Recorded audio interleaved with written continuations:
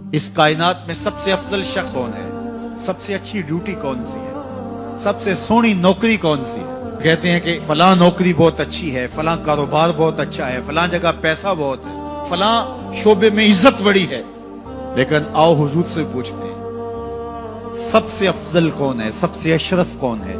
تو میرے حضور نے فرمایا خیرکم من تعلم القرآن وعلمہ، تم میں سب سے افضل وہ ہے جو قرآن سیکھتا ہے اور اوروں کو سکھاتا ہے.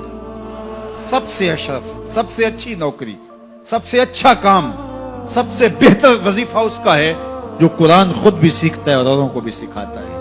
تو اس کتاب سے جڑ جاؤ، اس کتاب سے وابستگی اختیار کرو. جس رات کے دامن میں قرآن نازل ہو وہ رات تو افضل ہو، وہ رات تو 1000 مہینے سے اشرف ہو. اللہ اکبر. تو پھر مجھے بتاؤ کہ جو قرآن کو اپنی روح میں بسا لے، جو اپنے اعمال کو قرآن کی تعلیمات کے تابع کر دے، جو اپنے دنوں کو قرآن کے اجالوں میں گزارے، اپنی راتوں کو قرآن کی تلاوت میں بسر کرے، دن کی تنہائی میں اور رات کے اجالوں میں قرآن پڑھے، بتاؤ وہ کتنا اشرف ہوگا. اس لیے میرے اور آپ کے آقا و مولا نے فرمایا راتوں کی تنہائیوں میں اٹھ کے قرآن پڑھا کرو اور قرآن پڑھتے ہوئے رویا کرو، اور اگر رونا نہ آئے تو رونے کی کوشش کیا کرو. کوشش کیا کرو، رقت پیدا ہو جائے تمہیں قرآن کی تلاوت کرتے کرتے. حضرت داتا گنج بخش علی حجویری علیہ رحمہ سے ایک مرید نے کہا حضرت اگر رونے کی کوشش کریں پھر بھی رونا نہ آئے، فرمایا پھر اپنے مقدر پہ رویا کرو. تم اتنے سنگ دل ہو گئے ہو کہ تمہاری آنکھیں آنسوں کا خراج نہیں دیتی ہیں. تو اس کتاب کے ساتھ جڑ جاؤ، تعلق کو مضبوط کر لو، اور اس کتاب سے وابستگی تمہیں دنیا آخرت کی بہتری کی ضمانت فراہم کرے گی. اور یہ کتاب زندہ ہے، اس کا پیغام کبھی فرسودہ نہیں ہوا، اس کا پیغام کبھی پرانا نہیں ہوا. ہر دور کے تقاضوں سے یہ کتاب ہم آہنگ ہے، اور یہ کتاب ہر شخص کی ضرورت کی کفالت کرتی ہے. اور پھر اللہ نے اس کو اتنا آسان کیا ہے، اتنا جامع بنایا ہے کہ ہر طبقہ زندگی کے شخص کے لیے قرآن کافی ہے، ہر شخص کی ضرورت کا کفیل ہے. اس کو ایک عام شخص پڑھے تو اس کو بھی نور ملتا ہے، ایک نکتہ بھی شخص اس قرآن کا مطالعہ کرے تو اس کو بھی روشنی ملتی ہے، ایک فلسفی پڑھے تو محروم وہ بھی نہیں ہوتا. جو بھی اس قرآن سے پڑھے، دیکھیے کچھ کتابیں ایسی ہوتی ہیں وہ بچوں والی ہوتی ہیں، جو پڑھے لکھے لوگ ہیں ان کی کوئی دلچسپی وہاں نہیں ہوتا، الف انار اور بے بکری میں انہیں کوئی دلچسپی نہیں ہوتی. اور جو بڑی کتابیں ہیں بچوں کی سمجھ سے ورا ہوتی ہیں.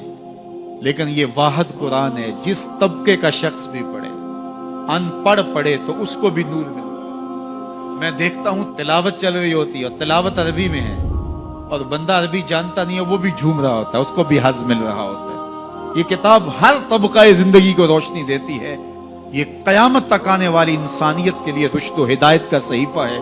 اس کتاب سے جڑ جانے سے بلندیاں نصیب ہوتی ہیں. جس رات کو یہ کتاب اترے وہ رات تو لیلۃ القدر کہلائے.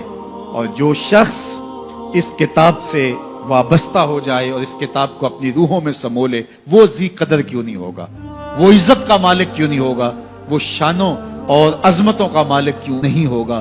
تو آئیے میں اور آپ اس رات کی ان خوبصورت پہنائیوں کے اندر اور ان حسین لمحوں کے اندر کتاب اللہ کے ساتھ جڑنے کا عزم کر کے اللہ کے حضور دعا کے لیے ہاتھ پھیلائیں کہ اے اللہ ہمیں اس کتاب کے ساتھ جوڑ دے. یہ کتاب زندگی بخش ہے، اللہ پوری امت کو اس کتاب کے ساتھ جوڑ دے. اقبال کہتے ہیں فاش می گوئم آنکھ در دل مزمرست، این کتابیں نیز چیزیں دیگرست. جو میرے اندر چیز چھپی ہوئی ہے اس کو کھل کے اگر بتاؤں، یہ کتاب نہیں، یہ کوئی اور ہی شے ہے. یہ زندگی بدل شے ہے، یہ حیات ساز کتاب ہے، یہ زندگی کو روشنی اور اجالوں سے بھر دینے والی کتاب ہے، یہ پستیوں سے اٹھا کے بلندیوں تک پہنچانے والی کتاب ہے. اس کا حرف حرف روشنی ہے، اس کا لفظ لفظ اجالا ہے. یہ زندگی کو زندگی کا حقیقی نور دینے والی کتاب ہے.